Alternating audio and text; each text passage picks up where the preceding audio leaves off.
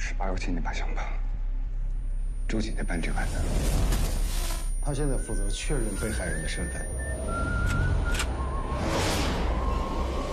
害怕了吗？讲情况。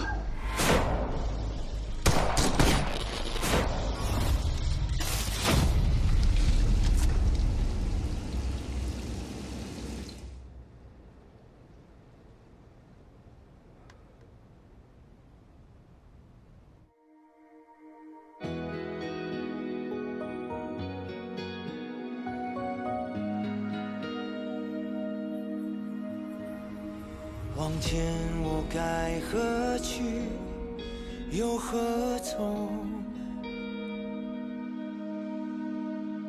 回首孤身无语的星空，烟火绽放后，却留下懵懂迷茫面孔。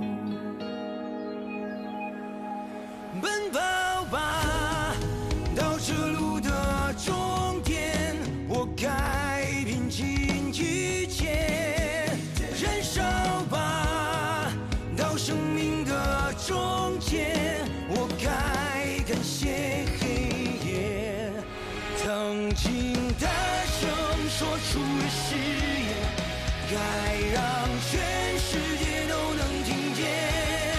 此刻介入暗示的信念。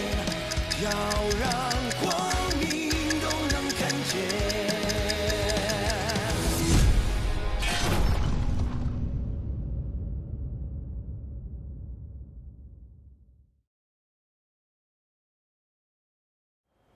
看出来了，我知道你想干什么。真的，就差一点，就差一点，已经突破他心理防线了。你也不想想。 能搞到枪的人，那能是个小角色吗？啊？办案从来就不是一帆风顺的事儿，又不是头一次了。行了。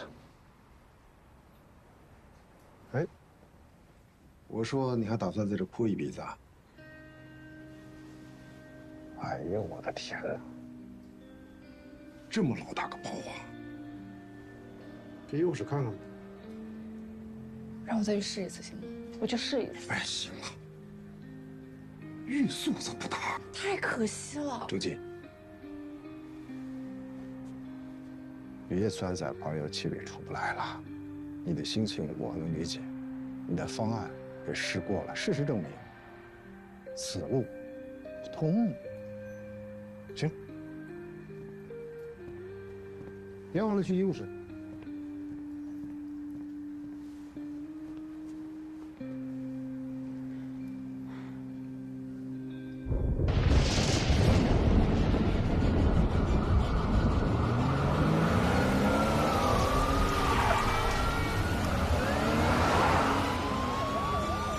这么一注意太危险了，容易出事。还是让高速出口设法拦截吧。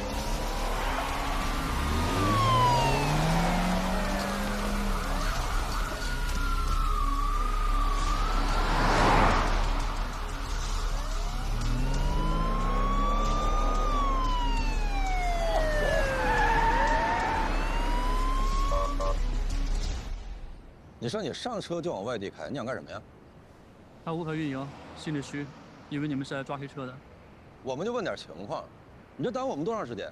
对不起，对不起，我不知道。我现在严重怀疑你啊，身上有其他的案子。没有，警官可不能开这种玩笑。那我提醒你啊，7月23号晚上，有没有接到一个约车电话？大半夜的跑通河岸边去。 7月23号晚上，好好想。大半夜跑通河岸边去。哦，对，是有这么个人。然后呢？然后我就按照约定时间去开车去通河岸边去接他嘛。接到了吗？没有，就看见那个约车的人了。约车的人？对，约车的不是乘客本人。啊，对，是个男的。对。是他吗？我不是。 看仔细了，确实不是。不是我说你能不能别问一句谈一句啊？多说点。有点紧张。那天晚上，我就开到通河岸边就一直等嘛，一直等不来，那我就给约车那个人打电话。哎，他当时就在附近，过来还把行李箱给拎下车了，跟我说他姐姐不走了。那人反正看着挺年轻的，不是你照片里边那个人。如果我带你再见一次这个人，你能认出来吗？能，那小子头上染着黄毛呢，好认。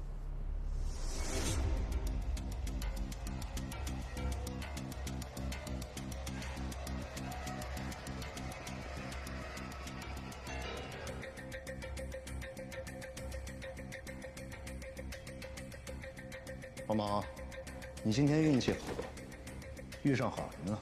既然这个小姐姐这么好奇，那你要好好回答她的问题。好像是那个3号。什么叫好像？看仔细了。对，没错，就是他。3号。对。师傅，你任务完成了，跟我走吧。再见啊。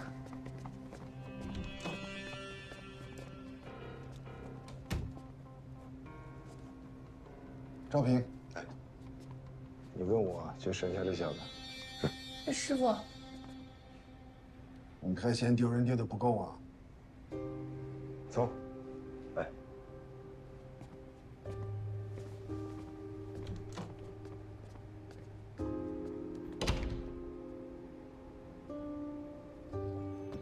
万师傅，亮哥，我先撤了啊。哎，好。吃点不？吃不了。川旺是不是？嗯。等我卸了货，我要把川旺所有的菜吃一遍，所有的垃圾食品吃一遍啊。你再憋憋吧啊。好香，借我闻一下过不过瘾？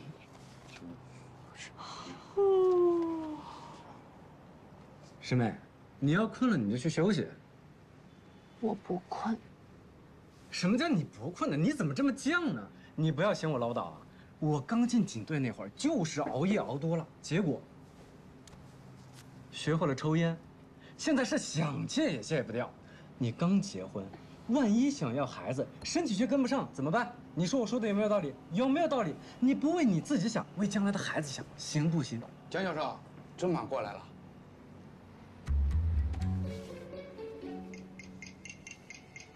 烟，它致癌，千万不能碰。江教授来了，大家照顾一下啊！我去抽支烟。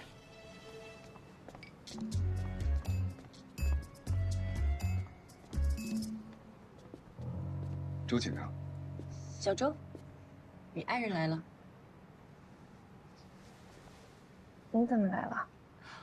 好贴心哦，大晚上的来送爱心便当啊！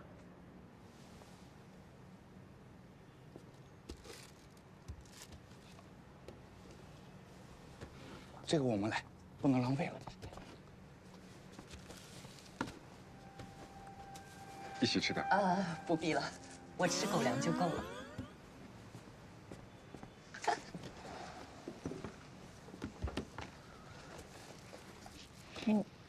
你特意过来的？做饭可多了些。你这是？嗯。我们这个地方空调开的太大了，冻得我手指头疼。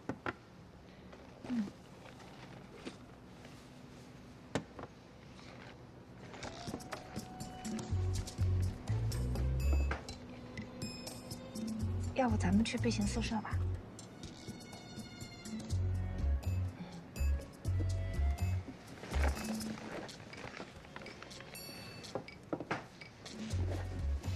姐，狗粮吃多了也不好。爱心便当。其实你没什么必要给我做饭的，我平时吃饭也不挑，我啥都吃。不麻烦。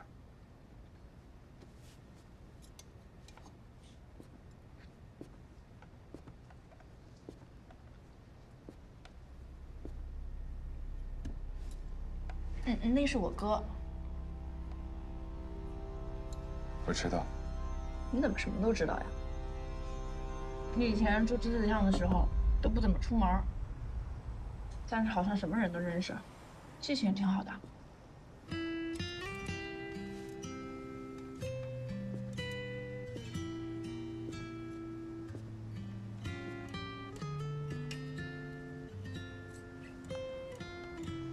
现在可以告诉我，为什么会这样了吧？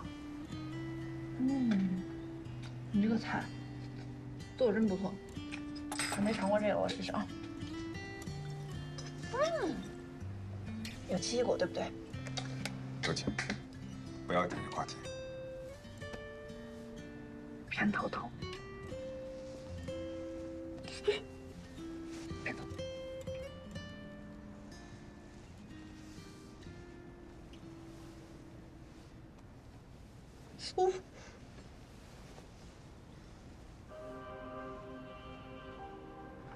没事，没什么事。是谁？赖三找的，你审他了？就尝试激了激他。周姐，一看你就没下过一线，是不是？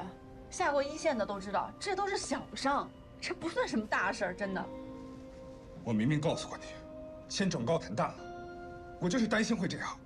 我就不明白了，我是冲动了一点，我尝试去刺激了一下赖三，可是诱使他承认自己的犯罪事实，这不是非常正常的讯问手段吗？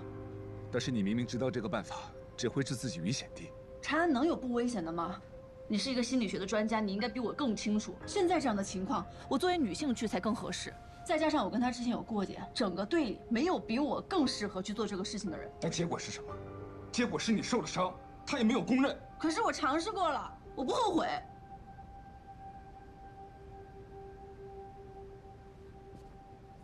对不起，我需要冷静一下。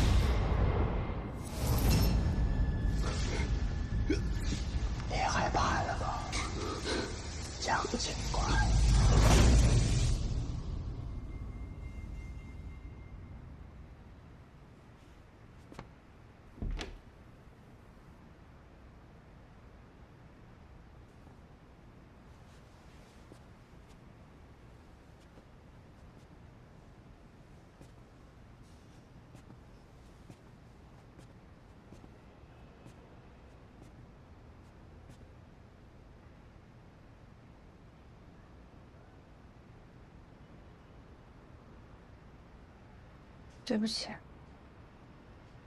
刚才是我态度不好，我没有照顾到你的感受。其实，你只是担心我。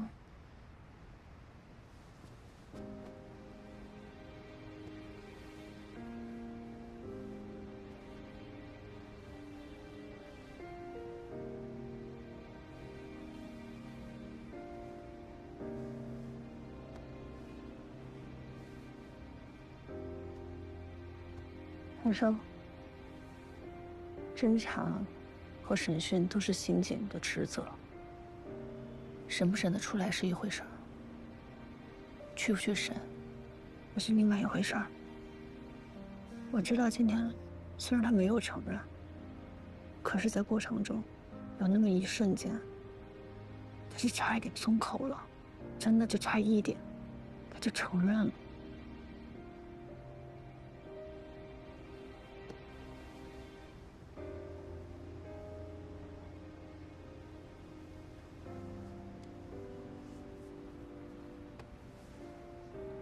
我要习惯去面对危险，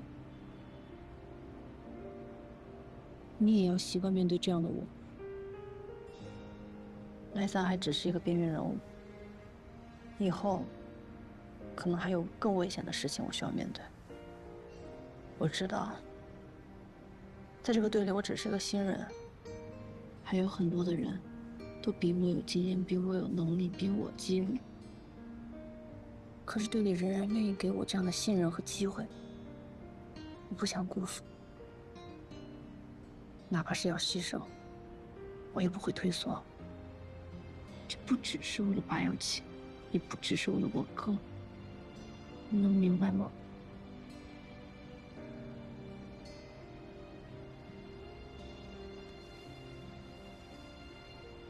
晚上你在发抖。对不起，我刚才太大声。今天是你第一次凶我。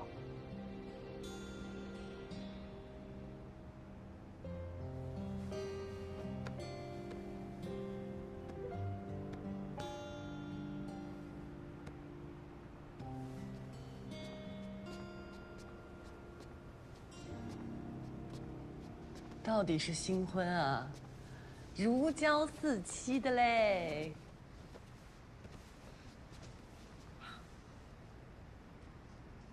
审完了，审完了。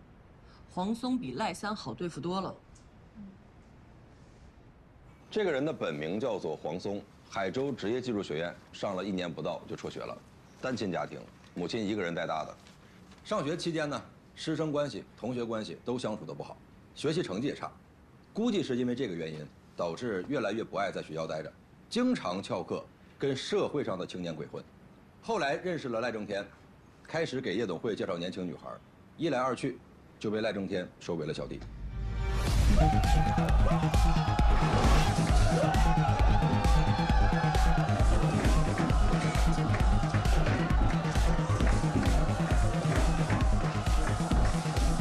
来，帅哥，喝一杯。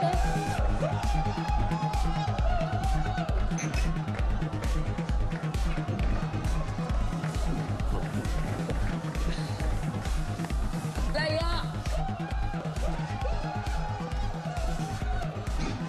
中介费太多了，赖哥。这点钱算什么呀？今天这顿酒都10几万了，来，我敬你。我敬你，赖哥。兄弟，你知道男人出来混最重要的是什么吗？不知道。那就是面子，懂了吗？懂了，哥。以后呢，你就跟赖哥好好混，这世界就是咱们的。赖哥，我敬你一个。来，看好你啊！谢谢赖哥。孟玲跟赖正天是什么关系？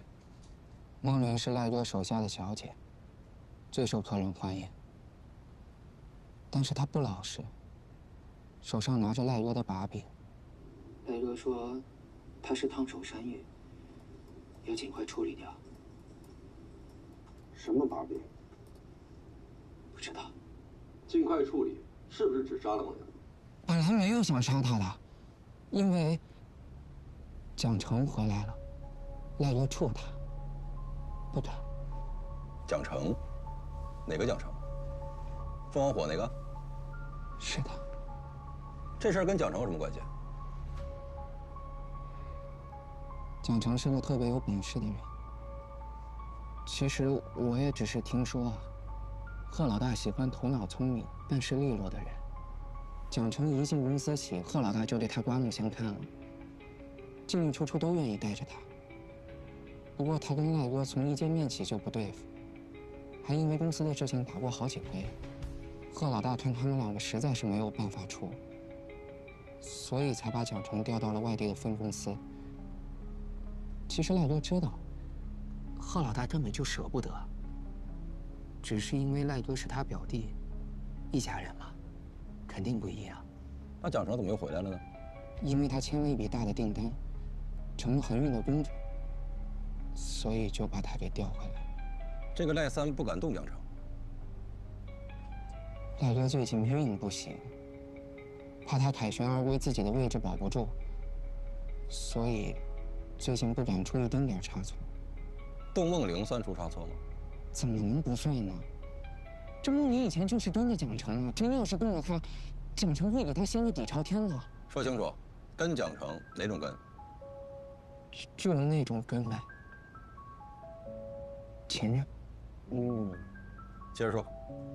赖哥说，蒋成以前是当警察的。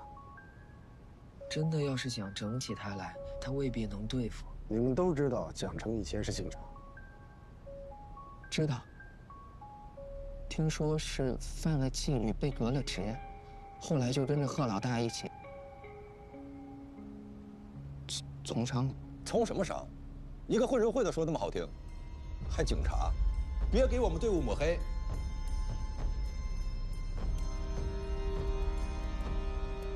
你接着说。赖哥因为就是怕蒋成，所以才答应孟玲，说给他一笔钱，算是这些年的辛苦费，然后让我找辆车，把他送回老家，早点息事宁人。你们把开枪杀人说成是息事宁人？那是因为他傻，他嘴巴贱。赖哥不就是随便侮辱了几句蒋成吗？平时不管赖哥怎么收拾他，他都不会叫的。但一听蒋成，他就发疯了。他为什么向着蒋成？所以才说他蠢。那我今天想吃牛排，怎么样？哎，那家还不错哎。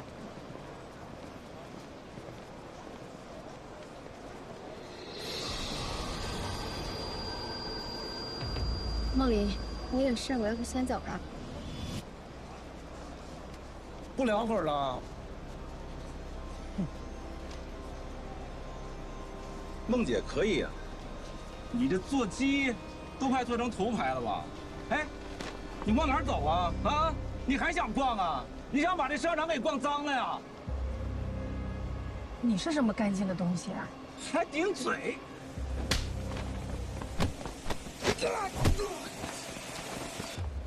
蒋成，你他妈疯了！你敢打我？这事跟你有什么关系啊？啊？你以为你谁啊？我是他男人，行不行？别人只是随便说说他就相信。对蒋成是这样，对赖哥也是这样。别人说什么他就信什么。你说赖三是怎么骗他的？放他回老家，不就是骗骗他？姐，你怎么不在家呀？我在。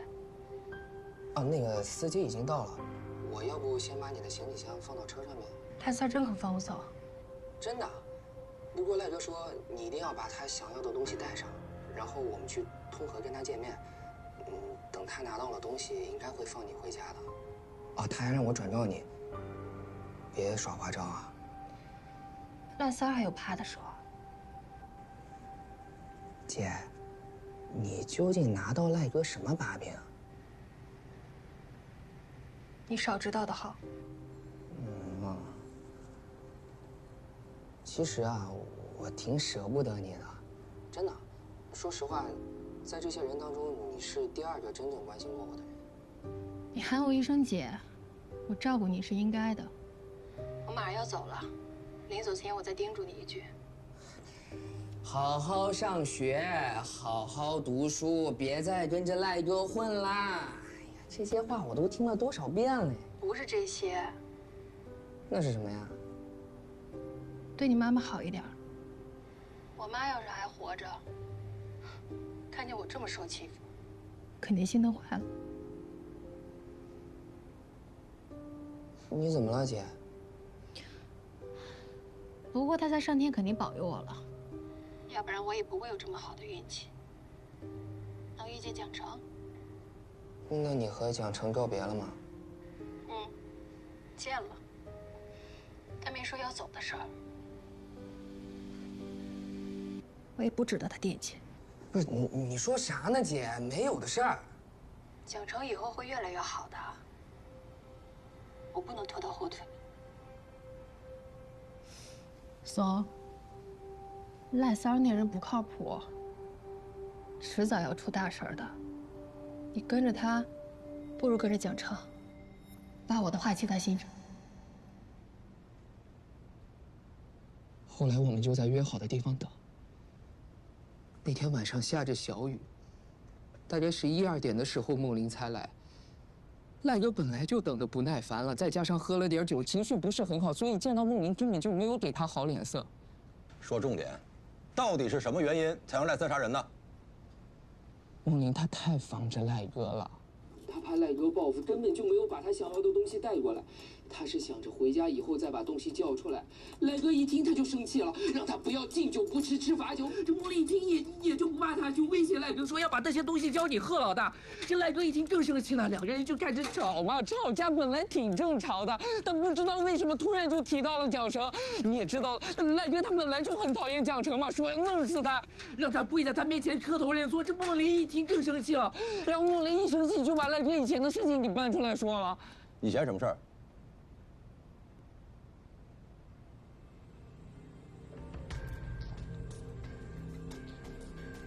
大概是1年前吧，赖哥的手让人给打断了，他很忌讳别人提这件事儿。贺老大想帮他报仇，他不让，说那天什么事儿都没有发生。但是这件事情其实很多人都知道。然后呢？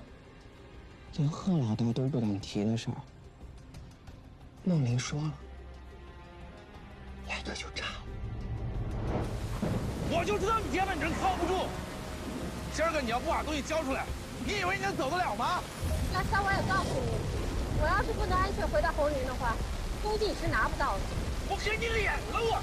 啊！别费劲了，东西在哪儿呢？我把我身上。你不会把它给讲成了吧？没有，反正你让我走就行了，东西我会给你的。你开什么玩笑呢？你以为你跟着蒋成婚，他能保得了你吗？他他妈就是个屁！你看这是什么？我早晚崩了都！你离成哥远一点，你是斗不过他的。我斗不过他，我能让他消失1年，我就能让他消失1辈子。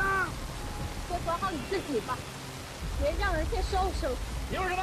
我说，蒋成就是比你强，不像你。别着把破枪装男人。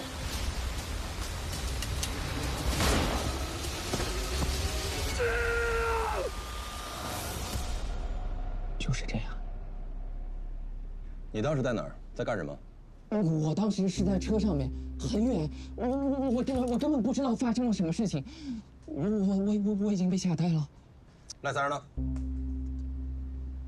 他杀了梦玲以后，自己也呆了。很久都没有反应过来，我估计他也觉得这件事情闹大了。大概过了5、6分钟吧，他才回到车上面。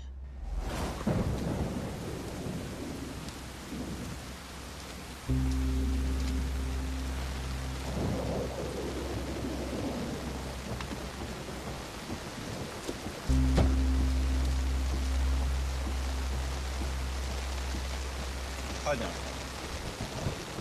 什么都没有看见，赖哥，我什么都没有看见，你要相信我，我绝对不会出卖你的，赖哥。赖哥，我的妈，你处理我的，赖哥，赖哥，现在只有我可以帮你了，赖哥，你别杀我，你别杀我，我求求你别杀我。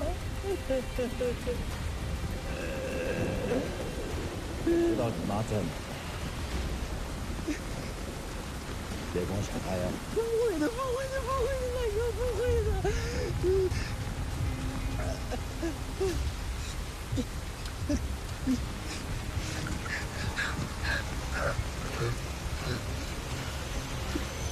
他让我去取钱，想立马收拾东西跑路。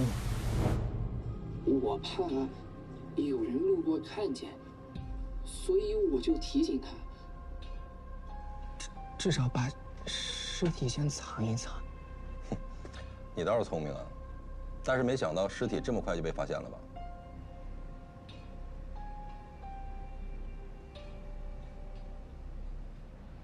那天正是因为有了黄松的协助，赖正天在杀人抛尸以后，以为可以瞒天过海，甚至放弃了潜逃。真嚣张啊！难怪在审讯室的时候，他一副死猪不怕开水烫的样子。他是真以为我们警方永远都掌握不了证据抓他。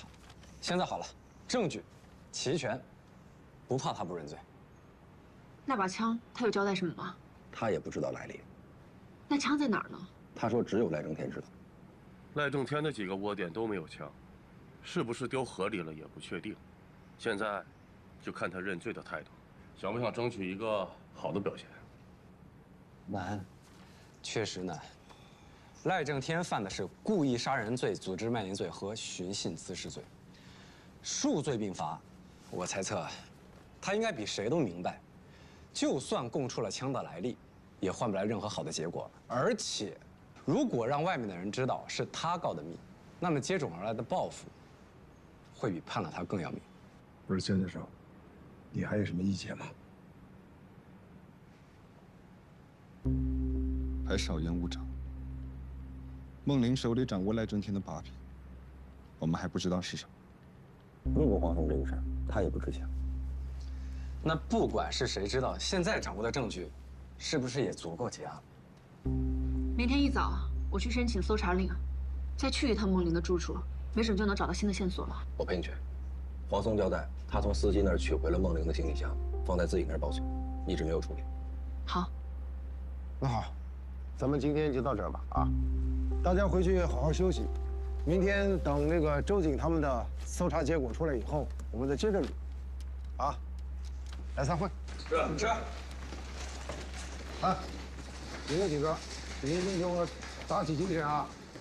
有个老领导要来。原来817专案组的组长杨卫海同志，他来是协助我们今后的工作的。赖正天手里的枪不好查，但是如果不查的话，后面又成奇案了。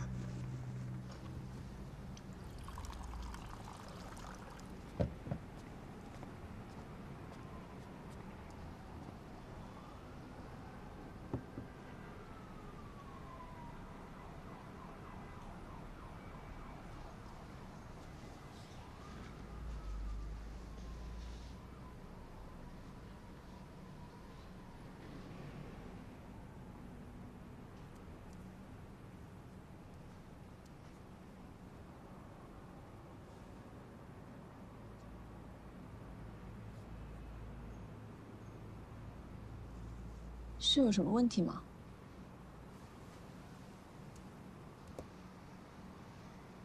累了吧？你要是有什么想法的话，我们可以一起讨论讨论。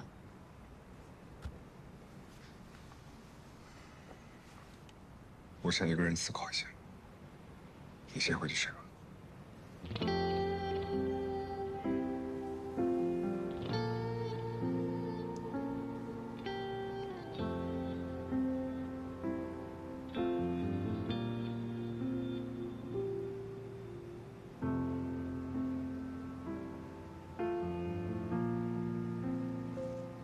好吧。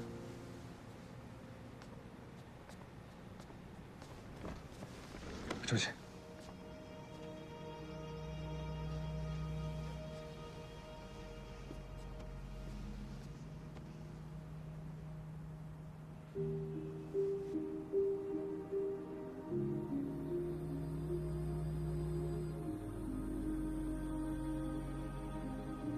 晚安。嗯。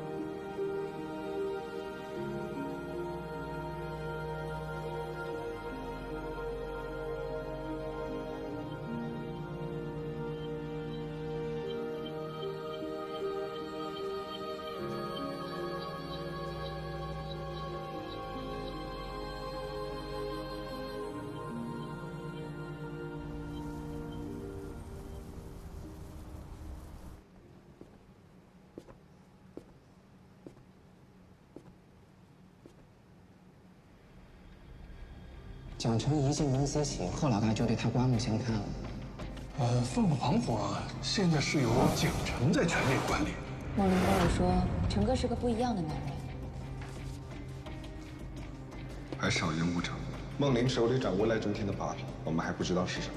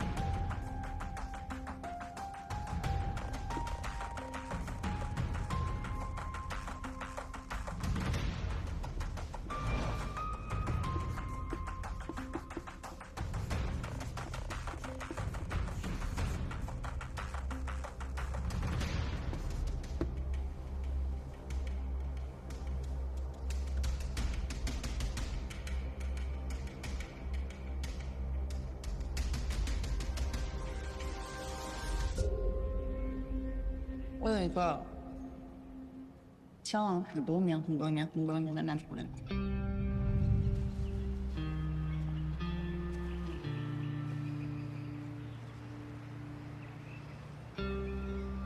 是叫蒋成吧？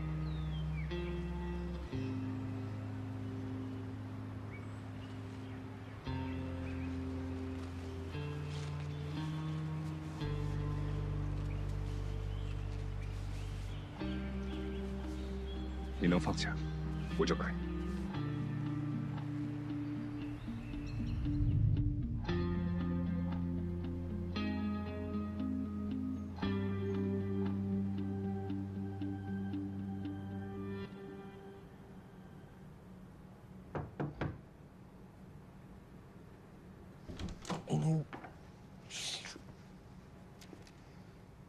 哦，张教授，教授，你好。 杨，那个技术侦查员白杨，抱歉打扰你休息了。没有。我想看一下黄松的讯问录像，可以吗？可以。谭大之前吩咐过，说啊，您在办案方面有任何要求，只要不违规，全程开绿灯。谢谢。没事儿，都是同事客气什么。再说，你们咱们刑侦大队女局吗？怎么突然想起来看这个视频了？是有什么疑点吗？ 有一些不同寻常的地方。最受客人欢迎，但是他不老实，手上拿着赖哥的把柄。赖哥说他是烫手山芋，要尽快处理。什么把柄？不知道。尽快处理掉是不是指杀了吗？本来没有想杀他的，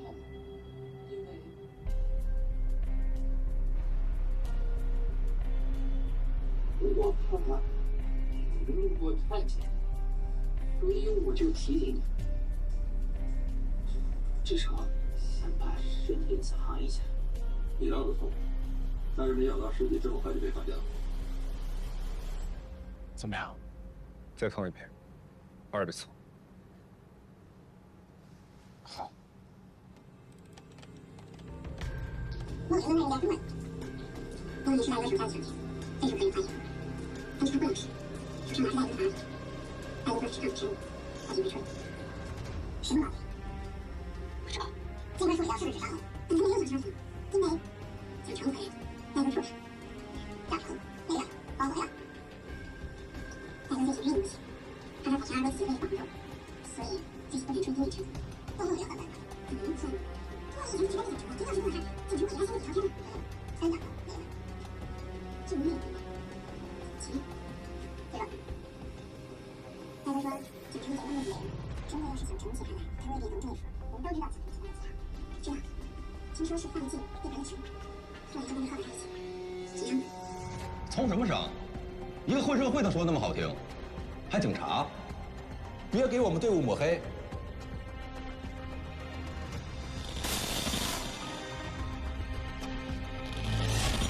陈教授，陈教授，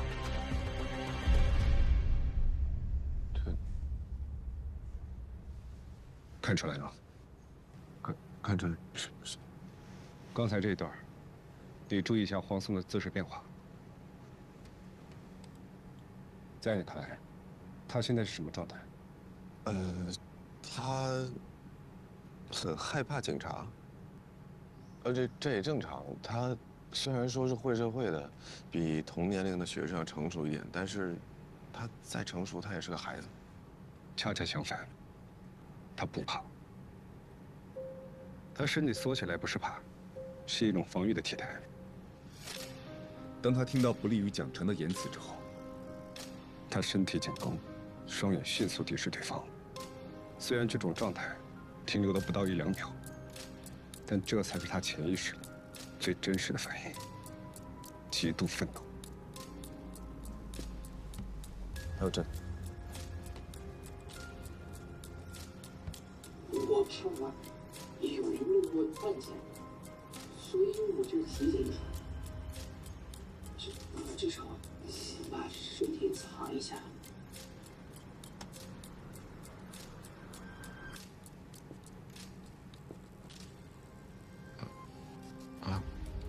但凡是2人及2人以上的团伙作案，通常是更具有力量，或者是更具有权力控制欲的人，处于主导地位，其他人是从属。那做决策的应该是赖正天。对。赖正天无论从年纪、性格、社会地位，各个方面远优于黄松。而在黄松过早的经历来看，他对于赖正天也是绝对服从的状态。当主导者更倾向于快速潜逃的情况下，从属者能率先冷静下来，提出抛尸计划，带头掩盖罪行。这是典型的人格与犯罪行为的相冲突。那有没有可能从犯出谋划策，反客为主？当然存在，但是这种状况更多是源于从犯对主犯的崇拜或长期服从。也就是说，出于绝对的保护欲，才会主动帮忙清理犯罪现场，甚至掩盖罪行。可你想一想，如果黄松真的想保护赖正天，他怎么那么轻易的就把赖正天整个行凶的过程和盘托出呢？这岂不是很矛盾？黄松描述的杀人抛尸过程不可信。确实。本不该让你来承受，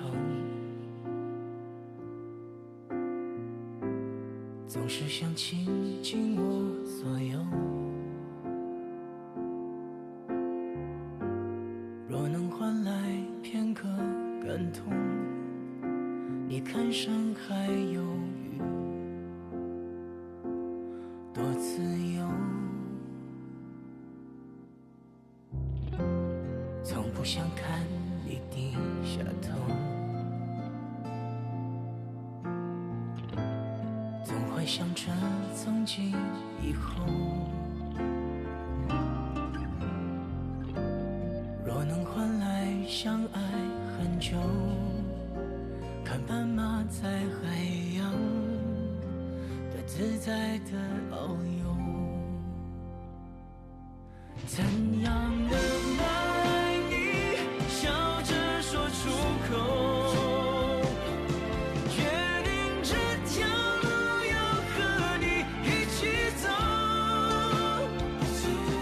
愿上一息你的眼眸，多看一眼还不足够，十字路口你向左或向右，要牵你手。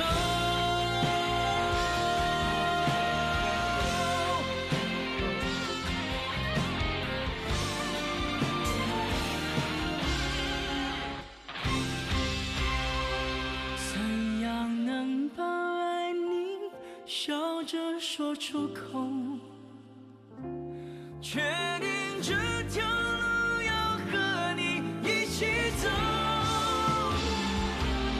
一朝一夕凝望眼眸，每分每秒不是奢求，十字路口不管向左或向右，